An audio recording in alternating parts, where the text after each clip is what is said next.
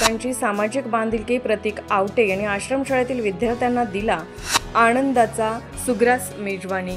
आटपाडी तालुक्यातील खरसुंडी येथील भटक्या आणि विमुक्त जमातीसाठी असलेल्या कृष्णा रामा गुरव या आश्रमशाळेत 120 विद्यार्थी निवासी आहेत। ही आश्रमशाळा अशा विद्यार्थ्यांच्या शिक्षणाचा आधार आहे। विद्यार्थ्यांना दररोज मूलभूत आवश्यक भोजनाची उपलब्धता असतेच, तरी एक सामाजिक बांधिलकी म्हणून आवटेवाडी गावचे युवा इंजिनियर प्रतीक आवटे यांनी या शाळेतील विद्यार्थ्यांना सुग्रास भोजन देऊन त्यांचा आनंद द्विगुणित केलाय। हा उपक्रम फक्त भोजनापुरता मर्यादित न राहता एक सामाजिक बांधिलकी जपण्याचा प्रामाणिक प्रयत्न म्हणावे लागेल। आवटेवाडी गावचे बांधकाम व्यावसायिक युवा इंजिनियर प्रतीक आवटे हे व्यावसायिक असले तरी त्यांचे मन नेहमी सामाजिक कार्यात गुंतलेले असते। त्यांनी सांगितले की जरी या शाळेत त्यांना व्यवस्थित जेवण मिळत असले तरी त्यांचे आपल्या पालकापासून दूर राहणे हे मनाला अस्वस्थ करते। त्यांचे बालहट्ट मनातच राहून जातात। माझा प्रयत्न फक्त त्यांच्या मनाला आनंद देण्याचा आहे।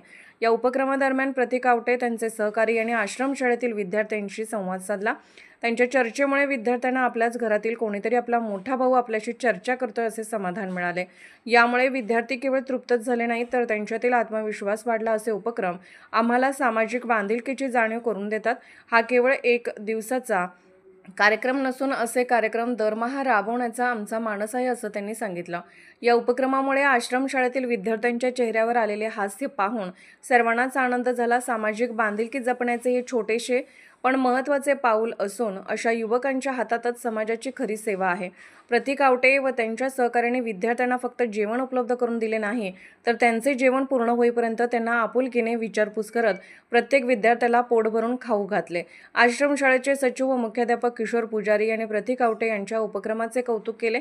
यावेळी आवटेवाडी गावचे युवा इंजिनियर प्रतीक आवटे यांच्याबरोबर त्यांचे सहकारी जयदीप भोसले, पवन आवटे, महेंद्र खाडे, निहाल भोसले, सौरभ आवटे, सुजल निकम उपस्थित होते। Bureau report, Marathi times.